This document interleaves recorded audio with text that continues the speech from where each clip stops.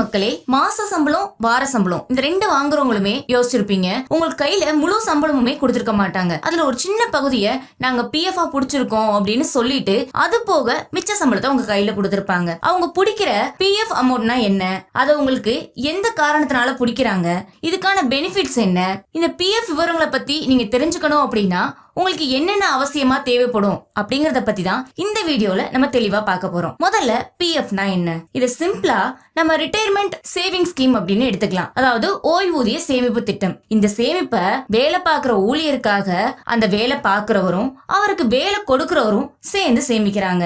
சிம்பிளா இதை நம்ம எம்ப்ளாயியோட ஷேர் பிளஸ் எம்ப்ளாயரோட ஷேர் ரெண்டையும் சேர்த்தோம்னா நம்மளுக்கு பிஎஃப் அமௌண்ட் கிடைச்சிடும். இந்த பிஎஃப் அமௌண்ட்டை EPFO employees provident fund organisation, அதாவது ஊழியர்களின் வருங்கால வைப்பு நிதி அமைப்பு அப்படிங்கிற நிறுவனம் தான் நிர்வகிச்சுக்கிட்டு இருக்கு.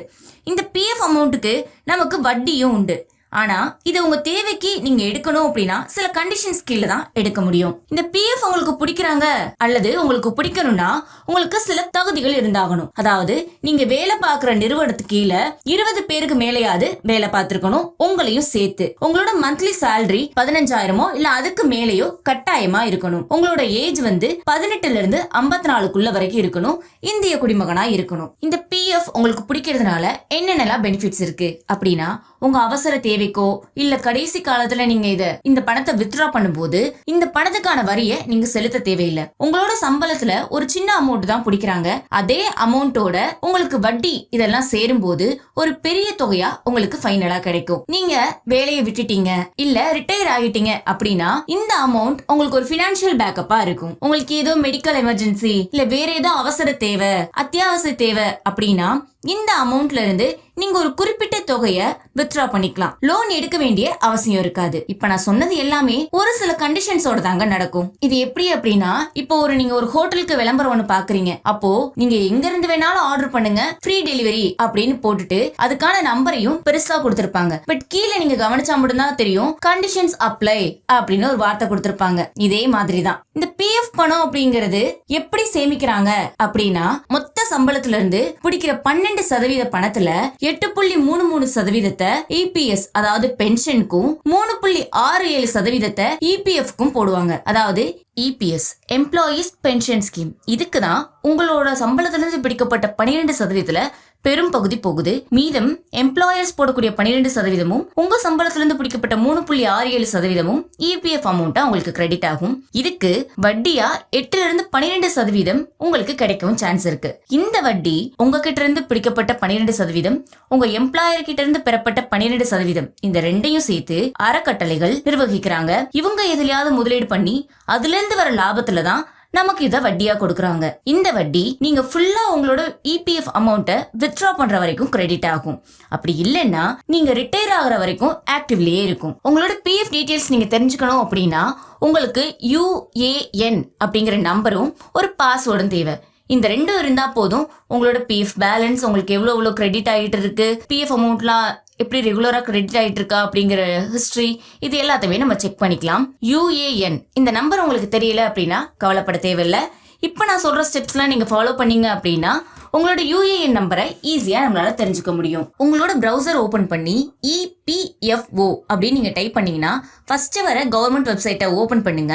இந்த மாதிரி ஒரு இன்டர்ஃபேஸ் உங்களுக்கு காட்டும். அதுல ஃபர்ஸ்ட் சர்வீசஸ் கீழே நீங்க டச் பண்ணீங்க அப்படின்னா ஃபார் எம்ப்ளாயர்ஸ், எம்ப்ளாயீஸ் அப்படின்னு நிறைய ஆப்ஷன்ஸ் கொடுத்துருப்பாங்க.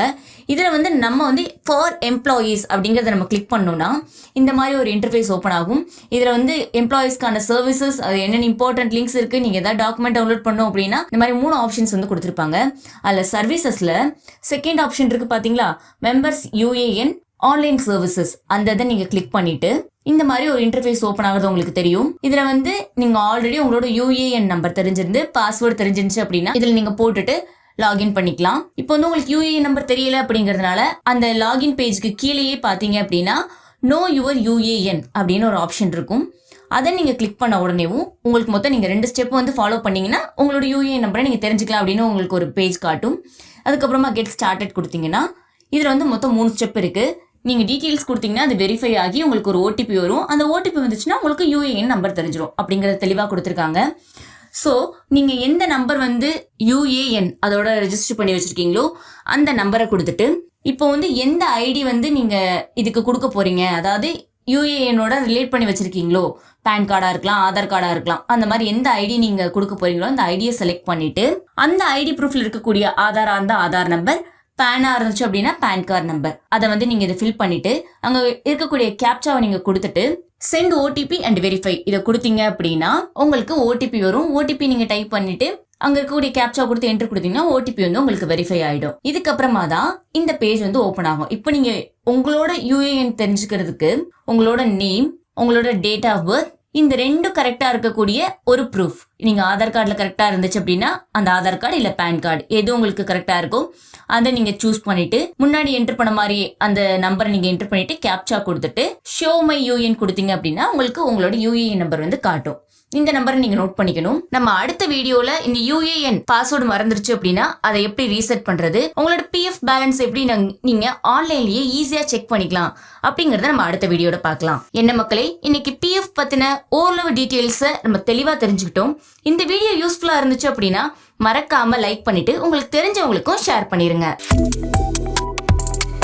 Subscribe to One India and never miss an update.